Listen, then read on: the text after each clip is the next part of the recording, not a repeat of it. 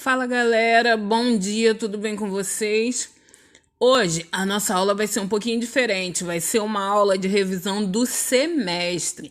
Nós vamos ver tudo o que nós vimos, nós vamos rever, na verdade, né? Tudo que nós já vimos durante esse ano.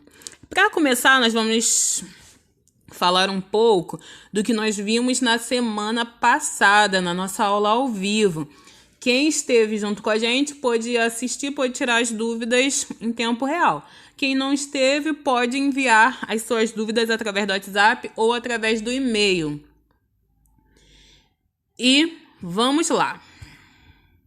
Primeira coisa que nós falamos foi sobre as pessoas com deficiência visual. Nós lembramos a importância dos olhos para captar as imagens, enviá-las para o cérebro, que vai processar essas imagens e depois vai enviar para as estruturas do corpo a resposta mais adequada.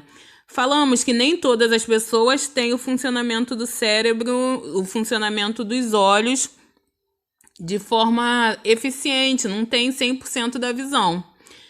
E para essas pessoas foram criados alguns implementos para que essas pessoas possam ter autonomia, possam fazer seus movimentos sozinhos, né? Possam ter uma vida mais independente. Um desses inventos, né, foi os óculos sonares, que são os óculos que emitem sons e vibrações para que a pessoa possa saber da proximidade dos objetos, dos obstáculos.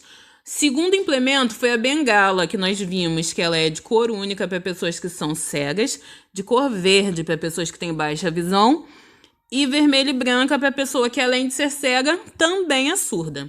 Nós vimos também o cão-guia, que é um animal que foi especialmente treinado para servir de olhos das pessoas com deficiência, para parar caso encontre algum obstáculo, para impedir que a pessoa caia em algum buraco ou alguma situação assim um pouco mais perigosa.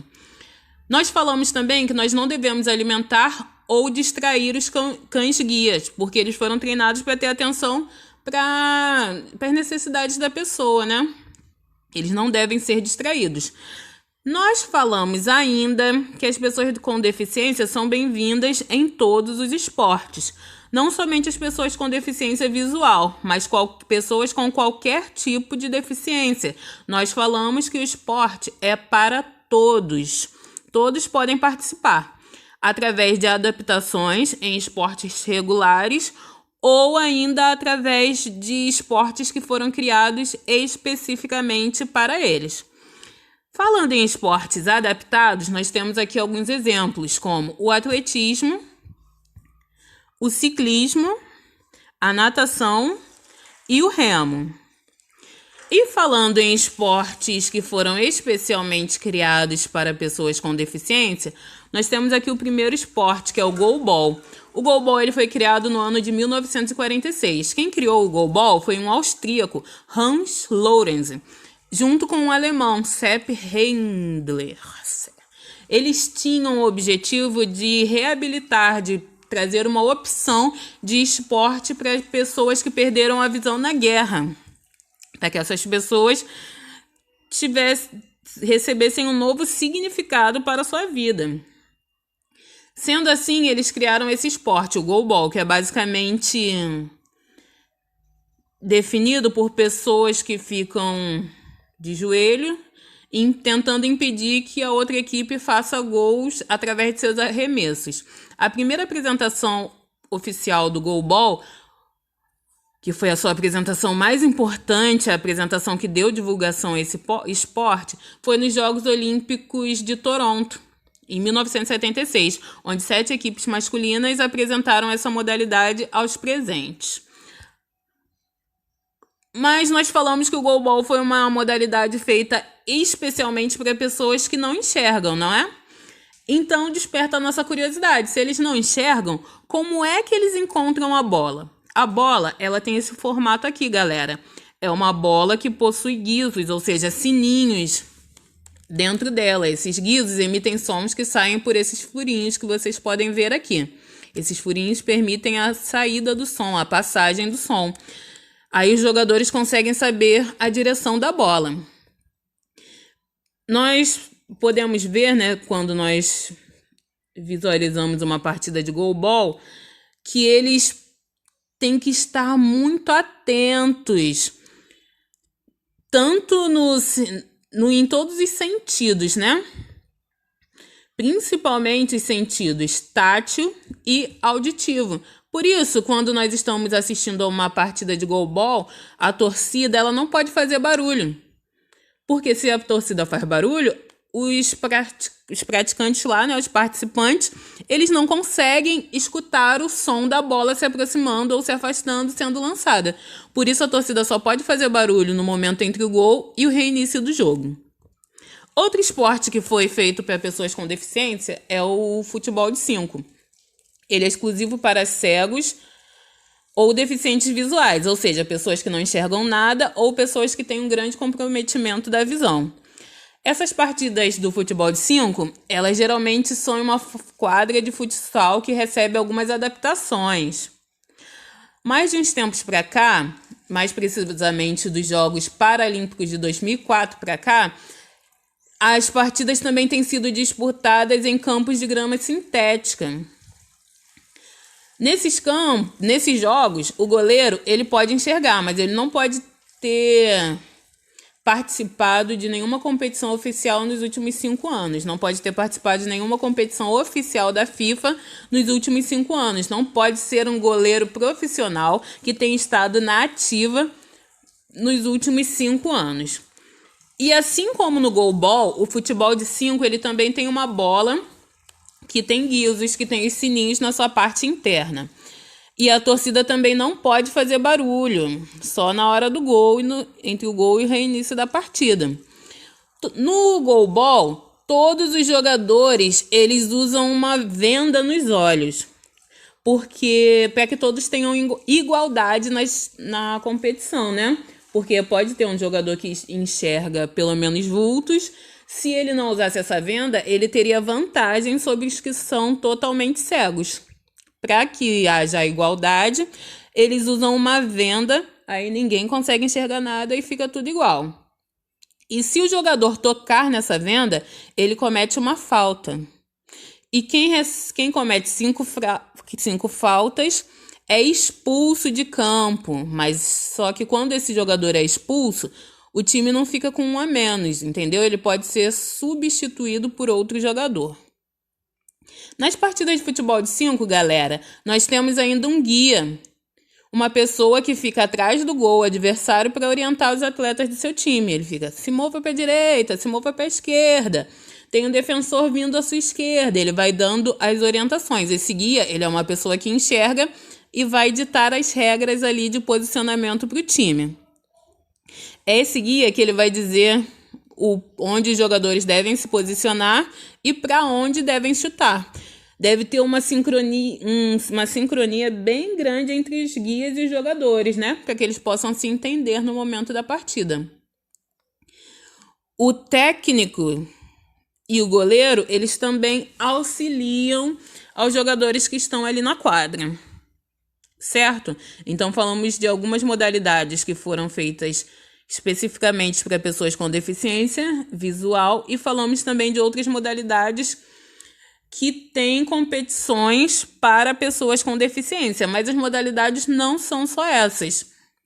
Temos também o judô, que aceita em suas disputas pessoas com deficiência. Temos também algumas disputas recentes no karatê. E as pessoas com deficiência têm ganhado um campo bem amplo na participação nos esportes. Certo, galera? Então, é isso que nós vamos falar sobre a pessoa com deficiência visual no esporte. Agora, nós vamos falar de uma modalidade que é muito importante para a nossa cultura, para a cultura brasileira. Vocês conhecem essa modalidade que está ilustrada aí no nosso slide? Vocês já ouviram falar ou mesmo já participaram? Essa modalidade é a capoeira, né, galera? A capoeira ela é uma modalidade que tem uma expressão cultural muito forte. Seus movimentos eles são muito ágeis, muito rápidos e são envolvidos por uma música. Na capoeira, gente, sempre que nós assistimos, nós vemos os praticantes fazendo movimentos com os pés e com a cabeça. Geralmente, os movimentos com as mãos não são utilizados. A capoeira, ela tem sua origem provavelmente na África, quando os negros que foram escravizados trouxeram essa cultura, esses hábitos aqui para o Brasil. Quando eles vieram trabalhar nos engenhos de cana-de-açúcar, principalmente na região do Nordeste. E hoje, principalmente na região da Bahia, essa modalidade é bastante explorada. É bastante utilizada, né? Bastante praticada. Existem basicamente 3 tipos de capoeira: capoeira de Angola, capoeira regional e capoeira contemporânea. No Brasil, esses são os 3 principais estilos. A capoeira de Angola, ela consiste em golpes mais próximos do chão, mais próximos do solo, tem poucos golpes aéreos. Ela possui um ritmo mais lento. E durante a roda, os praticantes geralmente não batem palmas. A capoeira regional, ela foi criada pelo famoso mestre Bimba. Ela possui um ritmo um pouco mais rápido se comparado ao ritmo da capoeira de Angola. Além dos movimentos mais suaves. E quando está acontecendo a roda de capoeira, né, os praticantes estão lá praticando os movimentos, o ritmo é envolvido por palmas. As pessoas que não estão jogando ali vão batendo palma e cantando para ditar o ritmo. E temos o terceiro tipo, que é a capoeira contemporânea. Ela é basicamente a reunião desses 2 estilos que nós falamos agora, a capoeira de Angola e a capoeira regional. Só que ela tem movimentos ainda mais rápidos e mais energéticos do que essas 2 outras modalidades que nós vimos anteriormente. Certo, galera? Isso que nós precisamos, de forma resumida, saber sobre a capoeira. Na nossa unidade que fala sobre os olhos, nós temos um pouquinho também da capoeira sendo falada lá. E basicamente é isso. E para encerrar essa primeira parte da nossa revisão, nós vamos falar de um profissional muito importante. Esse profissional, ele é responsável por prescrever exercícios. Ele é responsável por ajudar a população a promover, a conquistar mais saúde, uma qualidade melhor de vida. Esse profissional é o profissional de educação física. Dia 1º de setembro é o dia do profissional de educação física. Então, quando nós quisermos iniciar ou quando nós quisermos um direcionamento sobre quais os exercícios devemos praticar, quais são os exercícios mais recomendáveis para minha faixa etária, o profissional que eu devo procurar é o profissional de educação física. Jamais devo seguir dicas de blogueiros ou youtubers ou outros profissionais que não têm a formação adequada para isso. Nós devemos sempre procurar o profissional de educação física. Gente, essa foi a primeira parte da nossa revisão do semestre. Agora nós vamos encerrar essa parte e vamos iniciar uma segunda parte de revisão com conteúdos que foram ditados um pouquinho mais lá para frente, no primeiro bimestre e no início do segundo bimestre. Bebe uma água, respira fundo e vamos lá.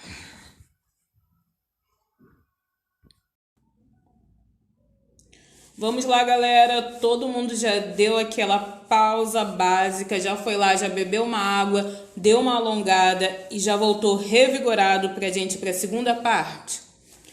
Então vamos lá, dando sequência aqui, eu vou para a primeira pergunta. Quem saberia me dizer o que a educação física estuda?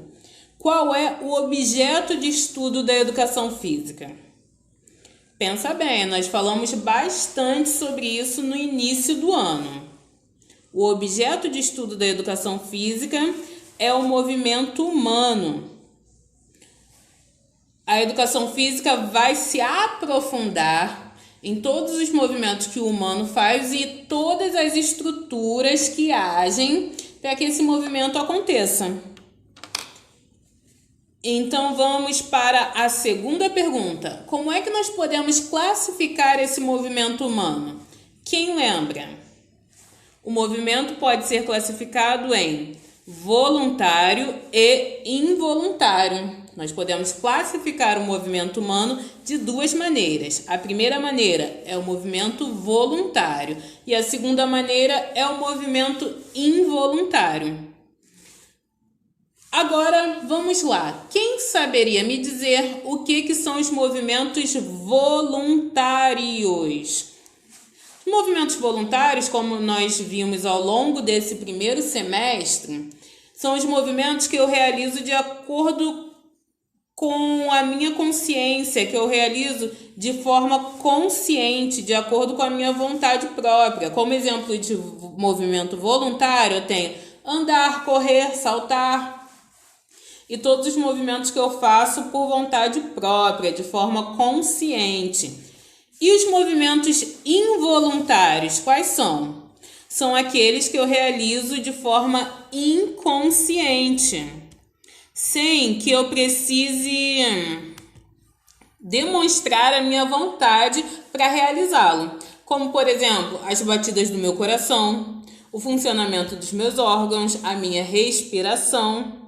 São exemplos de movimentos involuntários, certo? Como eu falei no começo da aula de hoje, a educação física ela estuda o movimento humano e todas as estruturas que são responsáveis por produzir esse movimento. Uma estrutura básica que é responsável pela produção de movimento são os ossos. Você saberia me dizer o que são os ossos? Os ossos, como nós já vimos, são estruturas rígidas que são responsáveis por sustentar o nosso corpo. Assim como o prédio ele tem as suas vigas lá para sustentar a sua edificação, o nosso corpo tem os ossos que vão também sustentar o nosso próprio corpo. Certo? Agora, quando eu junto dois ou mais ossos, eu tenho uma articulação. Então, a próxima pergunta é: o que é uma articulação?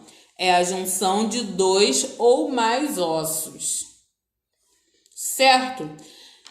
E nós temos, entre as estruturas responsáveis por produzir o movimento, nós temos ossos, músculos, articulações e muitas outras estruturas. Mas existe uma estrutura que ela é central, ela é responsável por comandar todas essas estruturas, é o cérebro. E a nossa próxima pergunta é: qual é a função do cérebro? A função do cérebro é comandar ou coordenar todas as estruturas do nosso corpo, certo? Entre as estruturas que são muito importantes para o nosso movimento, nós temos uma outra estrutura também que está ligada à respiração. Essa estrutura que vai garantir a troca de gases, né? Garantir o meu fôlego para que eu possa terminar aqui as atividades, para que eu possa fazer o movimento de forma bastante eficiente. Qual é o nome dessa estrutura? Pulmão. E qual é a função dessa estrutura? É garantir a troca de gases entre o meio interno do nosso corpo e o meio externo, produzindo a respiração. Os pulmões, eles são estruturas semelhantes a dois balões de gás que se enchem e se esvaziam, produzindo a respiração, e sua função é trocar gases entre o meio interno e o meio externo. Certo? Falamos do pulmão, agora nós vamos falar sobre o coração. O coração que tem como função o bombeamento de sangue para todas as estruturas do corpo, principalmente as estruturas que estão fazendo exercício, que estão precisando naquele momento de mais sangue. Então, qual é a função do coração? Bombear sangue para todo o corpo. E nós sabemos que a quantidade de batidas do nosso coração por minuto é a nossa frequência cardíaca, certo? Então, eu quero que vocês me respondam qual é a relação que existe entre a prática constante de atividade física e a frequência cardíaca média dos indivíduos. Como é que funciona isso aí? Se o indivíduo ele treina bastante, se ele se exercita bastante, como é que é a frequência cardíaca desse indivíduo? Será que quanto mais exercícios ele faz, ele tem uma frequência cardíaca mais alta ou ele tem uma frequência cardíaca mais baixa? Se o indivíduo faz muito exercício, o coração dele vai precisar bater mais, fazendo grande esforço, ou o coração dele vai precisar bater menos. Então, a relação entre a prática constante de atividade física e a frequência cardíaca é a seguinte, ó. Quanto mais regular for a prática de atividade física, mais baixa será a frequência cardíaca do indivíduo. Quanto mais o indivíduo fizer atividade física regularmente, mais baixa vai ser a frequência cardíaca dele. A função do coração não é bombear sangue para o corpo? Então, se o indivíduo ele faz bastante atividade física, ele deixa o coração dele mais forte. E um coração forte, para que ele consiga levar bastante sangue para o corpo, ele não precisa fazer tanto esforço se for comparado a um coração que é mais fraquinho. Quem vai precisar fazer mais esforço? Quem é fraco ou quem é forte? Quem não se exercita ou quem se exercita regularmente? Entenderam essa relação, galera? Então, quanto mais regular for a prática de atividades físicas, mais baixa será a frequência cardíaca média dos indivíduos. Ou seja, quanto mais exercitado estiver o coração da pessoa, menos esforço ela fará para bombear sangue para todo o corpo. Deu para entender? Há alguma dúvida? Então vamos aos exemplos. Uma pessoa que ela é altamente treinada, ela participa de maratonas, ela disputa provas muito longas, então o coração dela está bastante forte. O coração dela é esse que está sendo dito aqui na terceira alternativa. O coração dela vai fazer bem pouco esforço para mandar uma quantidade grande de sangue para todo o corpo. Então, batendo entre 40 e 60 vezes por minuto, o coração consegue mandar uma quantidade suficiente de sangue para a estrutura que está sendo exercitada, para a estrutura que está precisando. Agora, uma pessoa que treina regularmente, assim, ela não está altamente treinada, não está lá no altíssimo rendimento, mas ela é uma pessoa saudável, uma pessoa que treina com uma certa frequência. Então, o coração dela faz um esforço mediano ali, né? Entre 60 e 80 batimentos por minuto para poder levar a mesma quantidade de sangue que o corpo dela vai precisar lá durante a atividade física. Então, durante 1 minuto, esse coração bate entre 60 e 80 vezes por minuto, que é o coração da pessoa que está treinando regularmente. Mas agora uma pessoa sedentária seria a pessoa que está menos treinada entre essas três, a pessoa que não realiza atividades físicas regularmente. O coração dela não está tão forte assim. Então, essa pessoa vai precisar fazer um esforço um pouquinho maior para levar para as estruturas do corpo a quantidade de sangue que as estruturas estão precisando naquele momento, certo? Então, o coração da pessoa que não treina, a pessoa sedentária, bate entre 80 e 100 batimentos por minuto. Então, repetindo, pessoa que treina regularmente, entre 60 e 80 batimentos por minuto. Pessoa que não treina, entre 80 e 100.